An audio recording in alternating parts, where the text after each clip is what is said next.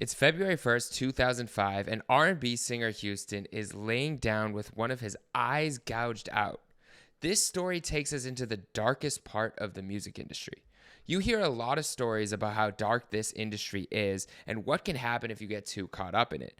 Many of the tales seem fake or too clouded in mystery to be true, but some stories shed light on what really may be going on behind closed doors in this game. This is the crazy true story of how a singer who was once on top of the world with all the success, features from the biggest names in hip hop, and potential to be one of the most successful artists in the game had it all disappear in just one night. This story has dark twists and turns and still a lot of mystery to it, with different people saying different things about what truly happened. But no matter what you believe, this is one of the craziest stories in the music industry that I feel like hasn't been told properly. My name is Jeremy Hecht. Welcome to my channel, and this is the true story of the singer Houston. You might remember this song. I like that. I like that. Work that back. I like that. I like that. Singer Houston Summers grew up excited to chase his dream of being a musician. One of his biggest dreams in life was to sign to a major record label, and at first, the dream was everything he had hoped for and more. He said this: "My honest opinion is that I'm pretty much just sitting back and looking at what's going on because I pretty much had a vision ever since I was a little kid of where I wanted to be. And now it's pretty much where I'm at now. So sitting back and watching it all unfold, it was a great feeling to see that God is keeping his promise." It's August of 2003. Houston is on top of the world after signing a record deal with his song I Like That featuring Chingy and Nate Dogg just hitting number 3 on the US Billboard Hot R&B and Hip Hop Songs charts and number 11 on the Billboard Hot 100, and it was even featured in a McDonald's commercial. His much anticipated debut album, It's Already Written, was certified gold, and he is one of the most sought after singers in the business. The trajectory of his career is limitless, and he is in all of the right rooms. And all of this happened at just 21 years old. But what couldn't be written, what was about to happen next. I actually did have this CD. This is why I'm so attached to this, because I remember listening to this on my old boombox and being like, oh, this guy's got a different sound, he's talented. I'm excited to see where he takes things. Now for this next part, there are many mixed reports about what happened, so we're gonna go through all of them and see what doesn't add up, and together hopefully we can find out the truth. It's February of 2005. Houston heads out on the road for a promotional run to Europe. I Like That charted in the UK and his fans were buzzing to see him live. But one night everything changed. This is the account according to Houston's bodyguard. This is story number 1. It started out as a regular night. Houston and his bodyguard, Marco Powell, had dinner like usual at the hotel. Houston finished his dinner first and said he was going upstairs to read his Bible before bed like he usually did. He, of course, was a man of God. Houston was notoriously religious, so this wasn't out of the ordinary for him. According to Houston's bodyguard, Houston was an avid reader of the Bible. After Marco finished his dinner, he went upstairs to check on Houston. Marco walked into his room to check on the singer before going to bed, but to his shock, there was blood all over the floor. According to Marco, Houston had a history of nosebleeds, so apparently he wasn't super shocked at first. Sounds fishy already, but that could just be me. Let's keep going. Marco said, "Are you okay? Is your nose bleeding?" Houston allegedly said this: "Yeah, my nose is bleeding, but I'm cool. I will see you in the morning. I can't wait to get back to LA with my family." The bodyguard said he was lying on the bed with a towel over his face, so something told me it was more than just a nosebleed. So I walked into the room to talk to him. I pulled the towel off his face, and that's when I saw. And what Marco saw was more than just a nosebleed. He saw Houston laying there with his eye gouged out, hanging from its socket. Marco said this: "He showed no pain and he had no remorse. He said he had to do it. He said that he had freed him from everything. He was happy after that. He said he was changed and was ready to go. That symbolic statement basically freed him from all the pain he was in. He feels like he is closer to God now." But the reports about what really happened that night are all completely different. And this is where things get weird, because absolutely no one can agree on the actual story of what happened to Houston in that London hotel room on that fateful night. Here's story number 2. Initial reports came out that the singer had made an attempt on his life by jumping from a 13th floor London hotel balcony. Now, I'm not going to get overly conspiratorial in this video, but let's play hypothetical for just a second. Now, if you're from America, you know that there probably isn't a 13th floor at most hotels. Why? Well, the number 13 has a history of being associated with unluckiness.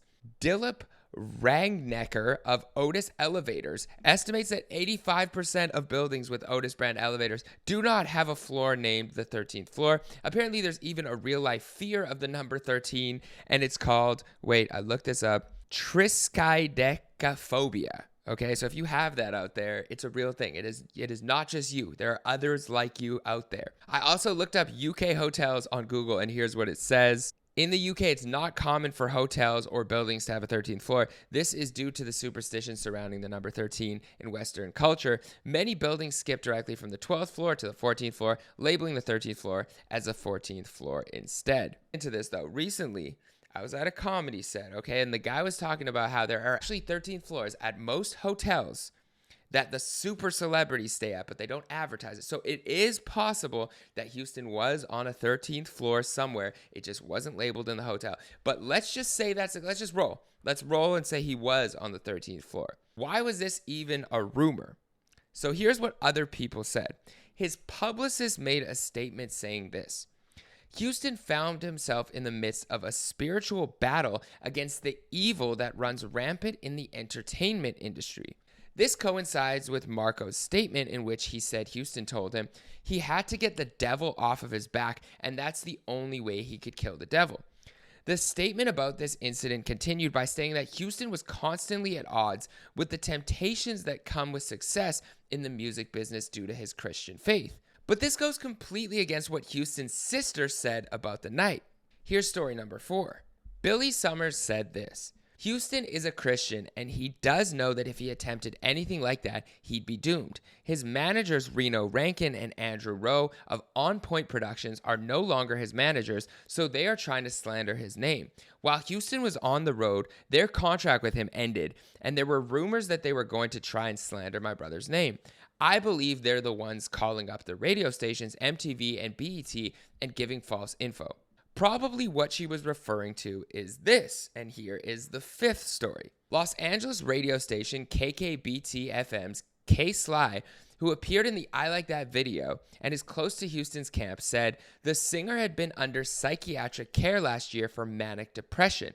Another source corroborated that claim, adding that Houston had also struggled with PCP. PCP is also known as phencyclidine, a dangerous drug that was originally developed as an anesthetic. It was discontinued in humans in 1965 because of the troubling side effects, and it is now illegal in the United States. The side effects were listed as this: the inability to process emotion, lower learning ability, memory, and can make someone feel detached from their bodies and surroundings. It can also distort a person's sight, sound, and reality. Reports claim that it can also make someone feel invincible. Now, KSI said this about the incident. I was told he wanted to commit suicide and stabbed his eye out. He was telling people he was Jesus and wanted to go home to his father. But his sister said these reports came out of spite from business gone wrong between the managers and her brother. And here's where it gets even weirder. His managers Rankin and Rowe said this. Houston has a sickness, Rowe said. There's nothing to hide. He needs to be treated so he doesn't harm himself worse than he did or someone else. The two, alongside a Capitol Records rep, allegedly took Houston to a UCLA medical center before he went overseas. Rose said that in September of 2004, Houston was actually hospitalized, and everything from then to the end of the year for his promo run was canceled. He claimed that Houston was diagnosed as schizophrenic and was supposed to be in, quote, in treatment and on medication, but we had clearance by the family and doctors to work half the time. Now, to me, this sounds weird already. If you're diagnosed with something as severe as schizophrenia, to put someone back on the road, even for the family or for anyone around them, to just let him go around the country doing promo while that diagnosis took place, seems weird to me, but let me know what you guys think. The duo did express that they had concerns about sending him overseas, but this was after the incident. They said Houston wanted to work like any other artist because there was money on the table, Rowe recalled, but there was concern, and that's why I requested a doctor's note. Now, this doesn't seem like true concern. In my opinion, it might be more concern for the money on the management's end, but again, this is just me. He was out of control, in quotes, just doing things that were off the wall. Things that normal people don't do. So when he went to London, we were told he blew it on the Choice FM Awards and that he was starting to regress. He was carrying around a Bible and just doing things that weren't normal. Again, I feel like carrying around a Bible may not be normal to some people, but to a religious man, that is everyday things. That is not out of the ordinary. This is what his other manager, Rankin, said. Capitol was requesting him on the road to do promo over in London, so Houston's family sent us a doctor's note stating that Houston was able to work, and we took the note and faxed it over to Capitol. Rowe continued, they finally got to Dubai in the United Arab Emirates, barely, and that's where he got real bad. Houston wanted to hurt himself bad, and he was on the brink. When he got back to England was when I finally got the call that he stabbed himself in the eye. He was so off guard that he was trying to kill himself. Again, this seems weird if all of this is happening not to just send him home. If you're this worried and no one's actually taking him into care and sending him home, something's off to me. His sister said this, and she's going completely against all of this story. This is what she said after the incident. He is all right and in good spirits. He's not depressed, on any medications, or under any psychiatric care. He was just in surgery and he will be coming home soon. In a day or two, everything is well.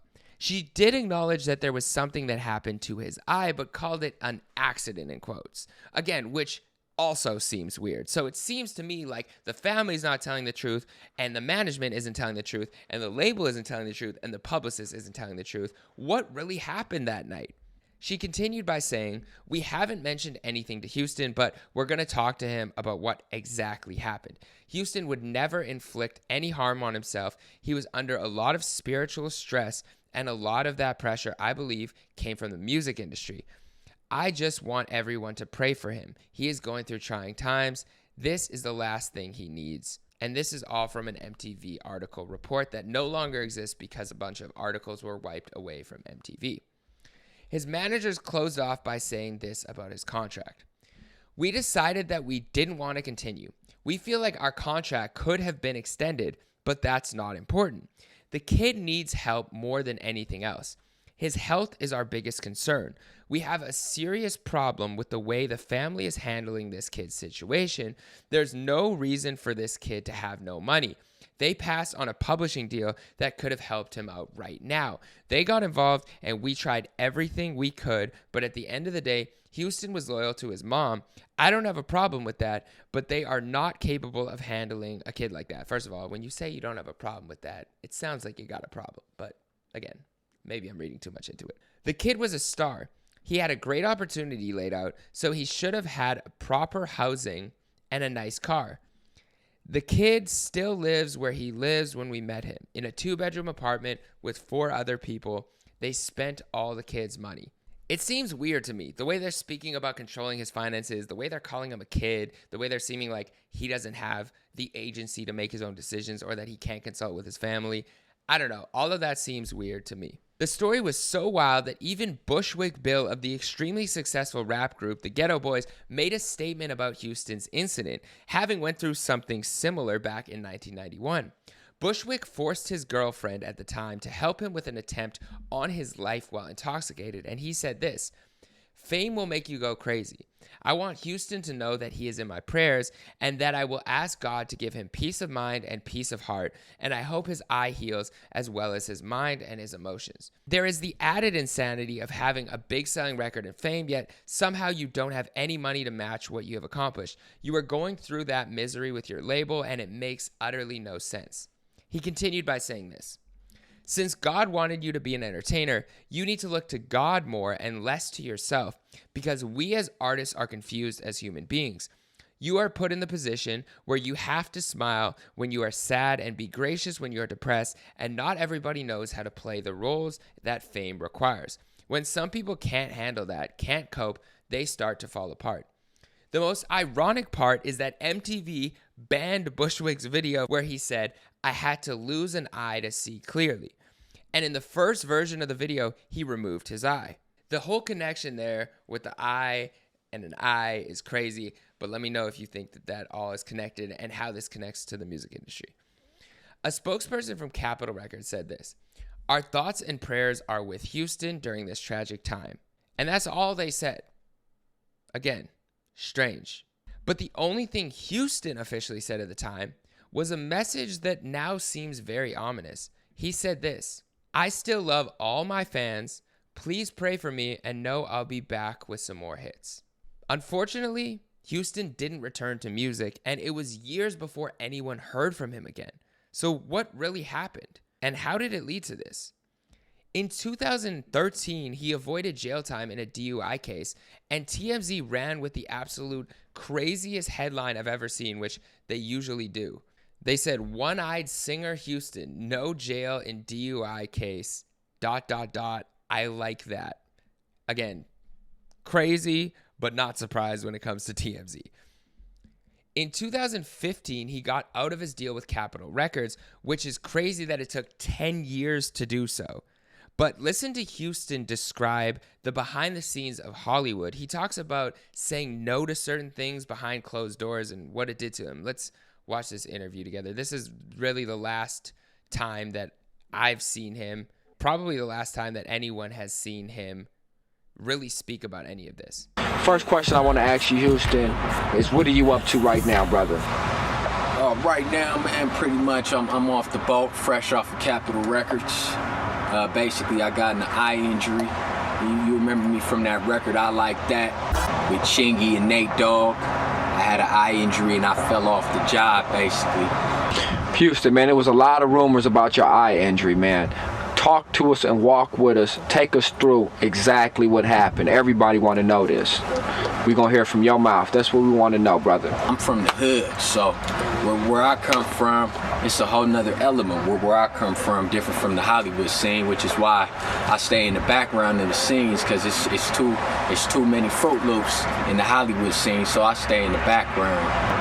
When it comes to, taking you someplace and making you do something and sugarcoating you, I say no to it. Clearly was referencing maybe a lot of the things that are coming to light now, whether it be, parties or whether it be with certain individuals who are now kind of being shown as what was actually going on. It seems like he's referencing maybe people promising him things or promising him success if he did certain things, and clearly he seems to be a religious man or a man of God, so maybe he was turning that down and thought, okay, I'm sticking with my beliefs and who I am. Now, this still doesn't really explain what went on that night in particular, so let's see if he actually describes it at all. They said that you stabbed it out yourself and all these things that, that there was drugs involved. Clear the record for everybody out there. Basically, the record's clear, you know what I mean? I got an eye injury, you know what I'm saying, dealing with certain thugs, dealing with certain gangsters, dealing with certain mafia. I had to get out that industry, man, for a second and take a breather. So Houston actually denies all of that completely here and says that he was dealing with thugs and mafia and that it was actual people that took his eye out. And now this is a whole other possibility that doesn't align with any of the things that were said earlier. It's very possible, but then you have to think, who were the people that were sent for him and why were they sent to him to do that? Which is a whole other rabbit hole. Because everything was clobbering down on me. Everything was going a little bit too hard on me. I was blowing up. I went gold with that single with Nate Dogg and Chingy. The way they was marking me, I wanted to come out with my real record. That record was written for me. I didn't come out with that record. The clothes I was wearing wasn't really me. You know what I mean? I'm more of a harder nigga, as you can see. You know what I mean? They put that Michael Jackson jacket on me, made me wear that jacket and shit. So I had to rip myself away before motherfuckers get the wrong impression about me. So what's up? So he's basically saying his entire image wasn't his songs were written for him, and that he felt like he was living a lie or was a persona that he wasn't really true to himself within the music industry, even though it was always his dream, like you saw earlier, to be a singer and to be successful as a musician, but he felt like he wasn't himself. He started a movement to stop what he says were some of the disgusting things that were going on in prison. And listen to him talk about this. People running around, little boys out there carrying weed. It's a group of little thugs out there carrying weed, driving, drinking, driving. Motherfuckers doing burglaries, take care of their mom, take care of their family. Motherfuckers gotta live and cash in some money, you know what I'm saying, to take care and live. And basically, man, I'm here to tell you, watch what you do, because it's motherfuckers in the pit. Just growing up in the hood, I'm jeopardized around my niggas that carry weed, that do crime, you know what I mean? And I can't afford to get caught up with these niggas and end up going in the pen and losing my manhood to a man who's been fucking men in the pen. And they put you in the pen. None of that shit is worth you losing your manhood to another man that's been raping motherfuckers in the pen.